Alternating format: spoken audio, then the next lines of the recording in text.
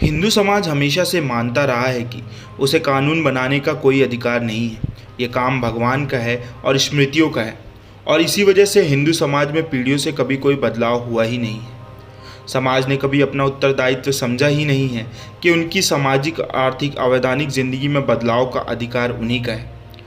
हम पहली बार हिंदू समाज को इतना बड़ा कदम उठाने को तैयार कर रहे हैं।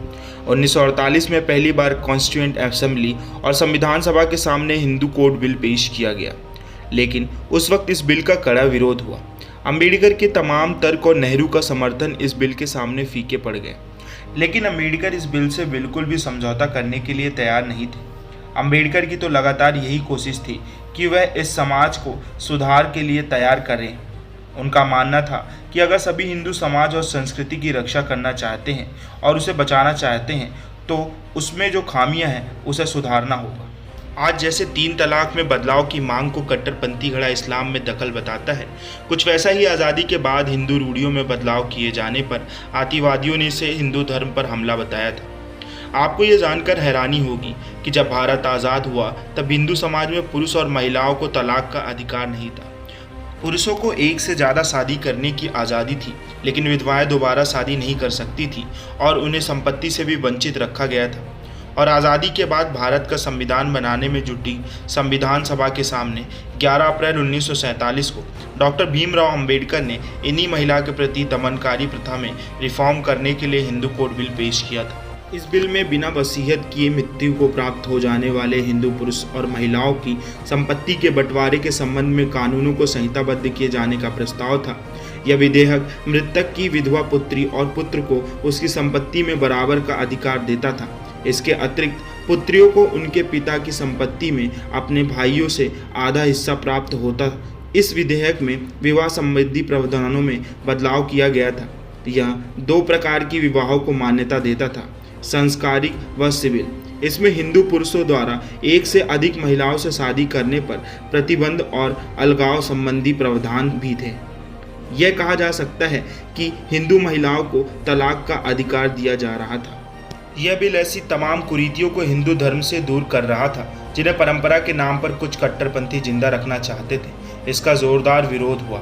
अंबेडकर के तमाम तर्क और नेहरू का समर्थन बेअसर साबित हुआ।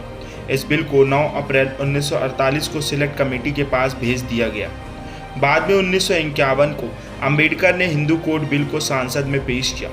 इसे लेकर सांसद के अंदर और बाहर विद्रोह मच गया। सनातनी धर्मावलंबी से लेकर आर्य समाजी तक अंबेडकर के विरोधी हो गए। उस समय भारत का संविधान भी बनकर तैयार था, लेकिन सांसद के सदस्यों को जनता से नहीं चुना था।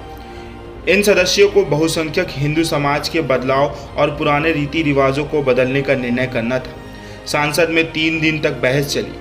हिंदू कोड बिल का विरोध करने वालों का कहना था कि सांसद के सदस्य जनता के चुने हुए प्रतिनिधि नहीं हैं, इसलिए इतने बड़े विधेयक को पास करने का नैतिक अधिकार नहीं है। एक और विरोध इस बात का था कि सिर्फ हिंदुओं के लिए कानून क्यों लाया जा रहा है। बहुविवाह की परंपरा तो दूसरे धर्मों में भी है। इस कानून को सभी पर लागू किया जाना चाहिए। सांसद में जहां जनसंघ समेत कांग्रेस की हिंदूवादी घड़ा इसका विरोध कर रहा था, तो वहीं सांसद से बाहर हरिहरानंद सरस्वती और कारपात्री महाराज के नेतृत्व में बड़ा प्रदर्शन चल रहा था। अखिल भारतीय राम राज्य पारिषद की स्थापना करने वाले कारपात्री महाराज का कहना था कि यह बिल हिंदू धर्म में हस्तक्षेप है। यह बिल हिंदू रीति रिवाजों, परंपराओं और धर्मशास्त्रों के विरुद्ध है। उन्होंने इस बिल पर प्रधानमंत्री जवाहरलाल नेहरू को वाद विवाद करने की खुली चुनौती दी। कारपात्री महाराज के साथ राष्ट्रीय स्वयंसेवक संघ, हिंदू महासभा और दूसरे हिंदूवादी संगठनों ने इसके खिलाफ देश भर में प्रदर्शन शुरू कर दिए। आरएसएस ने अकेले दिल्ली में दर्जनों विरोध रैलियां आयोजित की। हालांकि प्रधानमंत्री नेहरू इस बिल को पारित करवाना चाह रहे थे, लेकिन तमाम विरोध और पहले आम चुनाव के नज़दीक होने के चलते वह इसे टाल गए।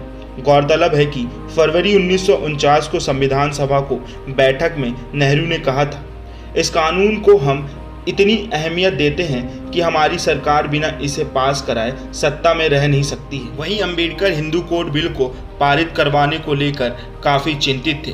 वह कहते थे कि मुझे भारतीय संविधान के निर्माण से अधिक दिलचस्पी और खुशी हिंदू कोड बिल पास कराने में है, लेकिन यह बिल उस समय पारित नहीं हो सका।